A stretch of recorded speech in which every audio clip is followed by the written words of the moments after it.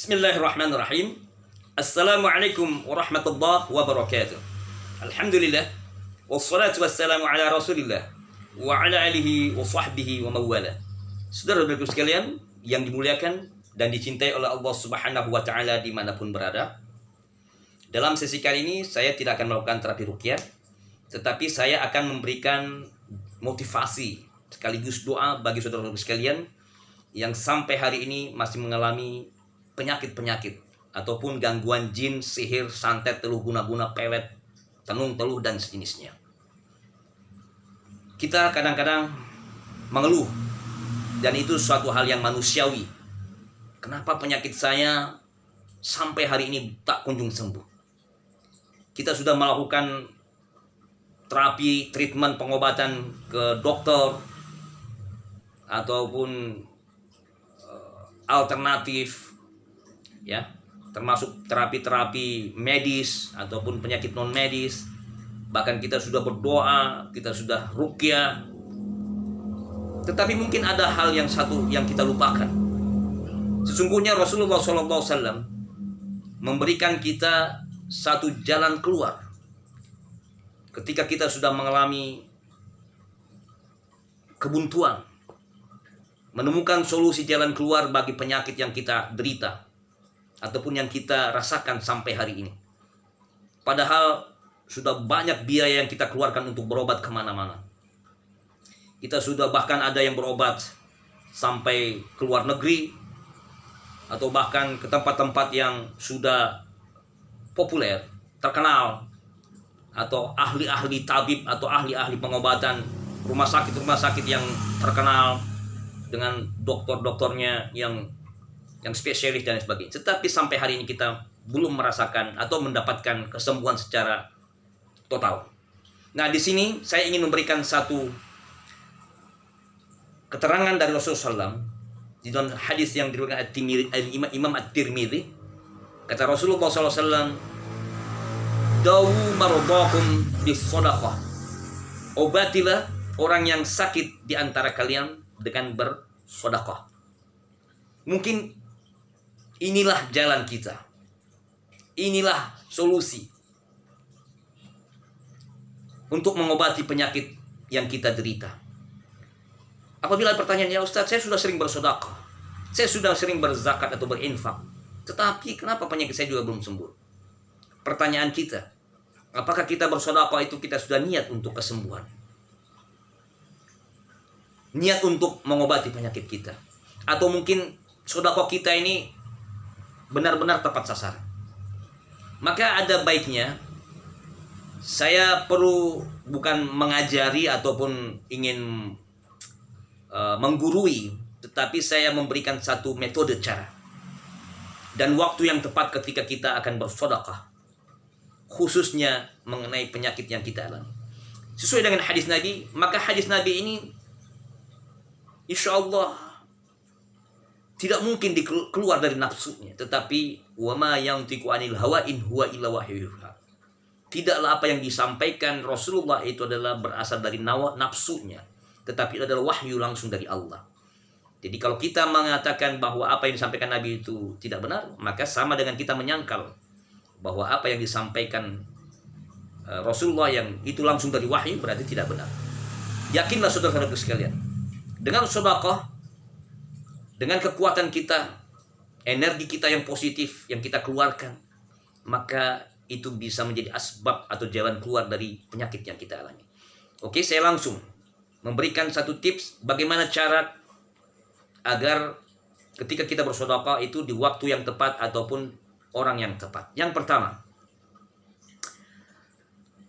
niatkan ketika kita akan bersedekah. Misalnya kita punya uang, anggaplah saat ini kita sudah habis-habisan uang. Bahkan mungkin saat ini kita tidak punya uang, tetapi itulah saat yang tepat ketika kita tidak punya uang, kita bersedekah.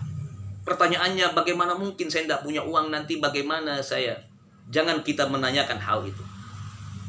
Maka bisa jadi dengan sedekah inilah pada saat kita sudah terpuruk, tak punya lagi, kita dalam keadaan teruk, tak punya uang lagi, itulah jalan bagi kita agar Allah sembuhkan penyakit kita. Ya. Yunfikuna fis sarra wad dharra.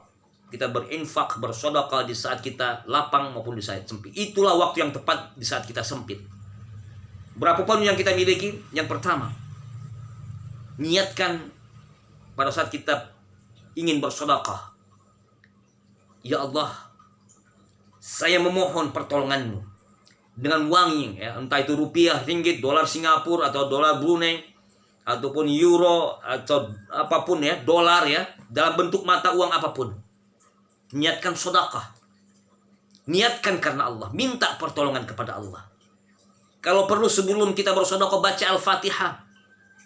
Minta benar-benar khusyuk kepada Allah. Ya, dalam hati, jangan di lidah, ya. Kita niatkan, kita pegang uang yang akan kita sedekah. Ya Allah, hamba memohon kepadamu, ya.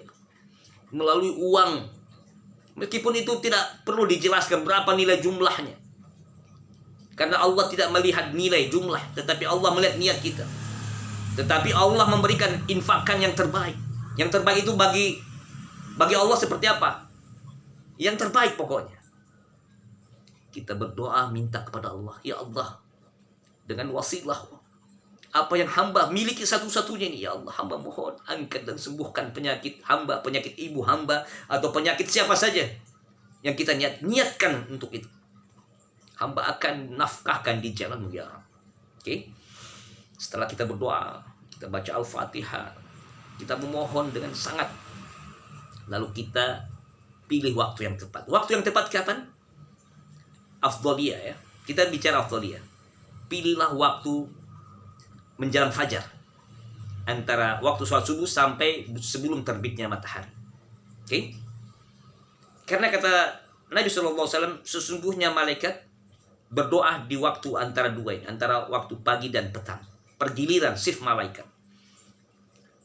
Kata Rasulullah SAW, ada doa malaikat, ya Allah, limpahkanlah kebaikan, keberkahan kepada orang yang bersedekah, berinfak, ya, dan hancurkanlah orang yang pelit. Itu ada doa, ya. Mohon maaf, berikanlah keburukan kepada orang yang menahan hartanya. Di waktu pagi dan petang. Maka kita cari waktu ini tadi. Keluarlah di waktu pagi, ya. Waktu sebelum terbitnya matahari, ya. Nah, waktunya. Yang ketiga, siapa sasarannya? Sasaran yang kita niatkan adalah carilah anak yatim. Anak yatim itu yang belum balik, ya. Kalau wanita belum haid, kalau laki-laki belum mimpi basah atau belum keluar air mani, ya.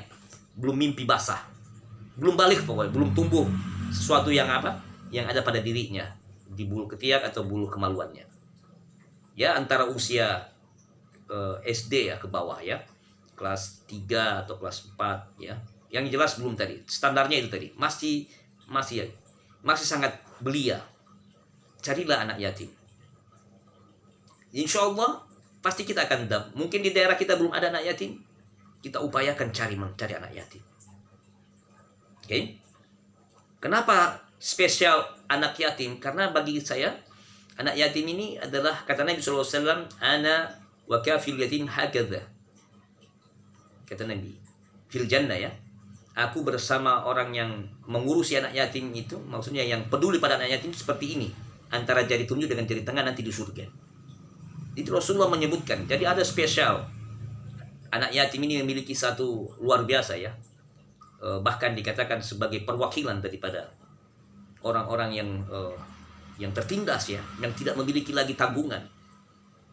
Anak yatim, syukur dia misalnya dia benar-benar dalam keadaan yang tidak mampu, ya. Kalau bisa yatim yang tidak mampu, kita cari dia, lalu kita serahkan. Dia serahkan uang tersebut. Tidak perlu kita hanya minta kepada Allah. Sudah, kita serahkan saja. Tak perlu kita minta doanya, tak perlu kita minta, tidak perlu. Ya. Biarlah Allah yang Maha Tahu. Tapi niat kita sudah bulat untuk memberikan agar kita diberikan kesembuhan oleh Allah. Oke? Setelah itu kita beli uang. Kalau syukur kalau ada makanan kita kasih makanan atau makanan beras atau makanan-makanan yang lainnya. Lebih baik lagi. Oke, setelah itu kita pulang. Barulah kemudian menjelang setelah kita memohon terus kepada Allah. Ya Allah, hamba memohon dengan apa yang hamba keluarkan. Ya walaupun hanya demikian, saya hanya mampu sekian ya Allah. Terimalah sedekah hamba, terimalah apa yang hamba berikan ya Allah kepada anak yatim ini. Sembuhkan, angkat penyakit hamba. Oke? Lakukan selama 1 pekan. Biasanya menurut pengalaman yang sudah ada, insya Allah seberat apapun penyakit kita, dengan wasilah apa yang sudah kita lakukan, amalkan tadi, mudah-mudahan dengan izin Allah sedekah kita bisa menjadi pengobat kesembuhan penyakit kita. Banyak sekali fadilah sedekah disebut. Saya tidak perlu menyebutkan, sudah banyak ustadz atau kiai atau para guru-guru kita yang menjelaskan fadilah sedekah. Di antara tolak sesuai dengan hadis Nabi, untuk menolak bala, menambah rezeki, mengobati penyakit, dan banyak sekali fadilah. Maka lakukan hal ini, insya Allah. Semoga Allah angkat dan sembuhkan penyakit kita melalui wasilah amalan ini. Oke? Dengan amalan-amalan yang sudah kita lakukan, kita sempurnakan dengan bersedekah. Semoga Allah limpahkan rezeki kita, sehatkan badan, jaga harta kita, jaga diri kita, dan menyembuhkan segala penyakit-penyakit yang ada dalam diri ataupun keluarga kita. Demikianlah, semoga bermanfaat. Sallallahu ala nabiyina Muhammadin wa ala alihi washabihi ajma'in. Subhana rabbika rabbil izzati amma yasifun. Wa salamun alal mursalin. Walhamdulillahi rabbil alamin. Assalamualaikum warahmatullahi wabarakatuh.